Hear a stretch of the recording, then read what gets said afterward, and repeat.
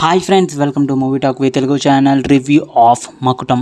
విశాల్ నటించిన ఈ సినిమా థియేటర్లో చూసిన తర్వాత నాకేమనిపించింది అంటే అంత పెద్దగా నచ్చలేదు. ఎందుకు ఇలా చెప్తున్నాను అంటే, అసలు ఆ విశాల్ డైరెక్షన్లోని ఒక మూవీ వస్తుంది అంటే ఏదో ఎక్స్పెక్ట్ చేసి సినిమా థియేటర్కి వెళ్ళి మరీ సినిమా చూసారా, అది ఒక బిగ్ మిస్టేక్. అన్ఎక్స్పెక్టెడ్గా అన్నెసెసరీ సీన్స్, ఒక పాత రొటీన్ స్టోరీ, అన్ని సినిమాలు చూసి మిక్సీ కొట్టేసినట్టు అని అనిపించింది. ఇంకా విశాల్ అయితే తన లుక్లో కానీ, తన మేకింగ్ స్టైల్లో కానీ కొత్తదనం ఏమీ లేకపోవడంతో ఈ సినిమా నాకు పెద్దగా నచ్చలేదు. ఇంకా ఈ స్టోరీని కూడా ఎక్కడ రివీల్ చేయకూడదు అనుకుంటున్నా, ఎందుకంటే ఒక commercial out and out movie.